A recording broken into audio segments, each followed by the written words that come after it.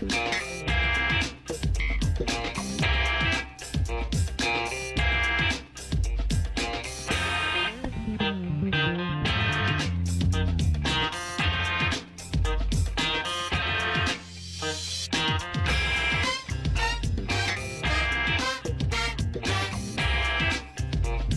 que tenha gostado desta reportagem. Já sabe, se quiser rever, basta ir ao Facebook de Bem-vindos, ao RTP Play.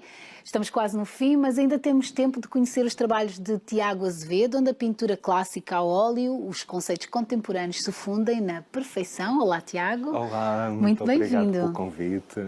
Obrigada por estares connosco e por nos dares a conhecer este, que é o teu primeiro livro. Já foi lançado. O prazer é todo meu, já foi lançado e que vem e é o resultado do teu último trabalho de pintura também, que tiveste a oportunidade de expor no próprio dia da apresentação do livro. Da apresentação do livro, em que foram expostas 5 das telas que constam no livro. Portanto, este é o culminar de uma série de trabalho, que eu normalmente trabalho por séries. Então, esta foi dedicada exclusivamente aos irmãos Grimm, que têm um repertório 200 histórias. Conheço dos filmes, das histórias que já se contam. Disney, todas as histórias que nós conhecemos. Sim. Entretanto, neste caso, eu quis chegar à raiz original das histórias. Tem um passado assim um bocado mais negro, em que, na altura, o objetivo destas histórias era moralizar as crianças. No caso do Capuchinho Vermelho, não falar com estranhos. Sim. E depois tem também aquela parte mais menos apetitosa para as crianças, que é, no caso das Irmãs da Cinderela, para o sapatinho servir, cortaram os dedos e o calcanhar. Mas pronto, são tudo histórias que sempre foram contadas a crianças e nenhuma delas morreu por causa disso. Mas é verdade que são histórias para crianças, mas que tem sempre esse lado sombrio. Tem sempre assim um lado sombrio, mais escuro, que eu tentei pôr nas telas. Mas que, claro, tentei direcioná-los para adultos, mas que também podem ser perfeitamente lidas a crianças. Mas tu foste buscar algumas destas personagens e ainda assim o olhar que dás delas, que olhar é este? É o olhar, eu tento aumentar anatomicamente a dimensão dos olhos. É surrealista, porque é integrado no surrealismo pop. Pronto, é o surrealismo pop, combina as técnicas clássicas da pintura, neste caso da pintura a óleo, com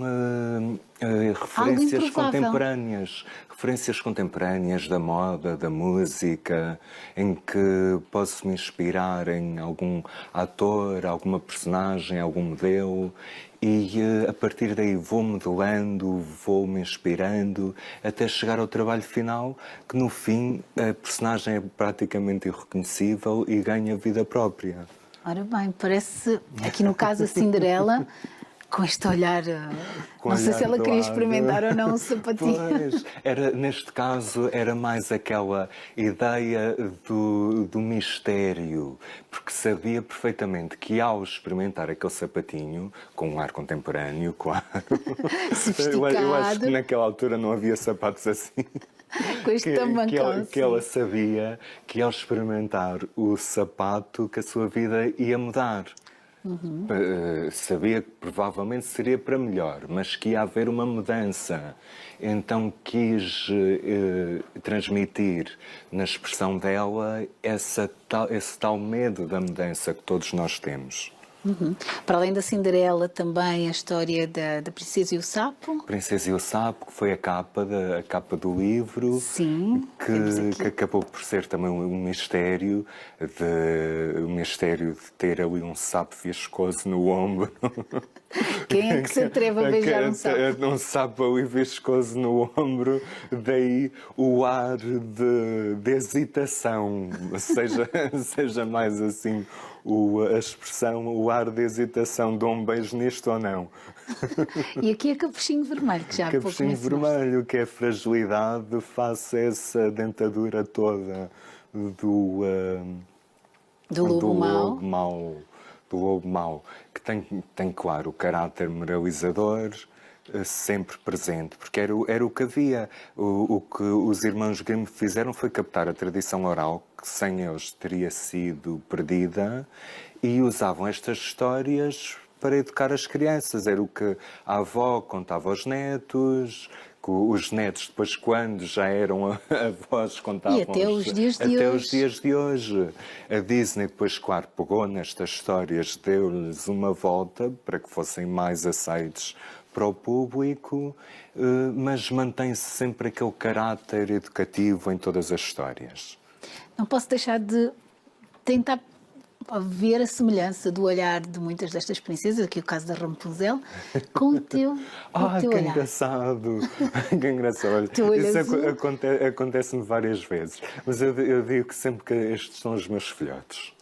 E claro que o artista põe sempre um bocadinho de si. Por menos que seja, tenta pôr sempre um bocadinho de si subconscientemente na sua obra. Eu acho que é isso que acontece, não é propositado. Não é propositado. E foi nesta série em particular ou já tinha acontecido antes? Já tinha acontecido antes e acontece sempre em todas as séries. As características são... Eu digo sempre que é tudo uma grande família.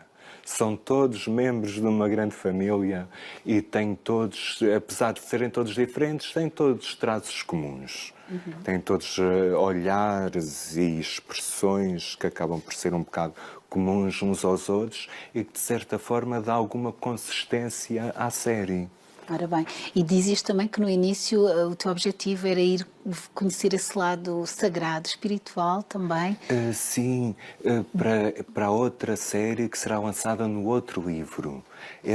Haverá uma continuidade, então? Haverá uma continuidade, haverá um segundo livro para breve que terá como tema a arte sacra e figuras da Bíblia, tratadas da mesma forma, tratadas tal e qual como as personagens dos irmãos Grimm, como retrato, e tem como objetivo aproximar essas personagens do público que só conhece essas personagens muito levemente da Bíblia que lhes foram mencionadas, por exemplo, a Esther, a Ruth, que nós ouvimos, mas não sabemos bem quem é. E que não tem assim uma imagem física definida. Então decidi dar essa imagem e contar a história por trás dessas personagens para que sejam mais conhecidas. Da tua parte há muita investigação, muita pesquisa também, para chegar porque, esses rostos. Porque o que me dá gosto é que a minha personagem tem uma história, que tem uma história por trás e que tem e que depois o meu trabalho é transmitir essa emoção na personagem para que o espectador consiga perceber o que é que está a ser transmitido, que é o meu maior gosto, é quando alguém que presencia a tela consegue perceber, era nisto que tu estavas a pensar, era esta emoção que tu querias transmitir. Exatamente. Mas tu agora o teu percurso, aliás, ter vindo a Portugal foi para dar a conhecer este trabalho que no fundo tens estado a divulgar pelo mundo. Tenho estado muito nos Estados Unidos. Pelos Estados Unidos, já esteve presente em Nova Iorque, já esteve presente em Paris, no Carrossel do Louvre, já esteve em Roma. Agora achei que Portugal seria o sítio ideal para lançar, a minha terra-mãe, seria o sítio ideal para lançar o livro e dar a conhecer toda esta obra que tem vindo a ser feita durante todo este tempo. E há pouco estávamos a ver Adão e Eva. São Adão eles e as Eva, primeiras personagens? que já são as personagens do próximo livro de arte sacra. Já tem uma data também para o lançamento? Páscoa, lá para a Páscoa já podemos contar com qualquer coisa. E é um trabalho muito intenso, tu parte quando te fechas no teu ateliê. Eu fecho no meu ateliê, é assim, primeiro a parte da criatividade é quando tenho assim uma imagem desfocada na cabeça do que é que quero que a tela seja. Depois passo isso muito rapidamente para um esquiço e isso fica em stand-by, porque ainda estou a pintar uma outra tela. Então, quando chega à parte do esquiço, aí já vou mais para o detalhe, para o brilho do olho, para a textura da pele, para a textura do cabelo. Já acaba por ser um processo mais técnico. Sim. E que acaba por ser, claro, mais demoroso. Quando é que dás por finalizado uma obra? A obra dá-se finalizada por si mesma. Chega um ponto em que eu quero fazer alguma coisa e a tela diz-me não. Acabou. Já não há Não nada há que mais possas- camadas para. Não há mais, porque a pintura é por camada. Tudo começa a preto e branco, começa tudo a preto e branco, para que eu tenha controle sobre as sombras e sobre a parte iluminada, e depois vou dando camadas transparentes de cor. Ou seja, cada tela acaba por ter cerca de 20, 30 camadas. E depois chega um ponto em que eu estou ali quase a teimar com a tela, quero que ela vá para um lado, mas ela decidiu que vai para outro. Então é nesse ponto que digo, olha, acabou. Já não Está mexes pronta, mais. já não mexes mais. Mas a tua formação é arquitetura. É arquitetura. Eu formei-me como arquiteto, trabalhei como arquiteto durante 8 anos, trabalhei no Porto, primeiro formei-me em Lisboa aqui, depois fui para o Porto trabalhar como arquiteto e mudei-me para a Alemanha também para trabalhar em arquitetura, porque havia propostas de trabalho muito interessantes. O que é que aconteceu? Mudei de país, mudei de vida, a língua era diferente, a insatisfação era a mesma.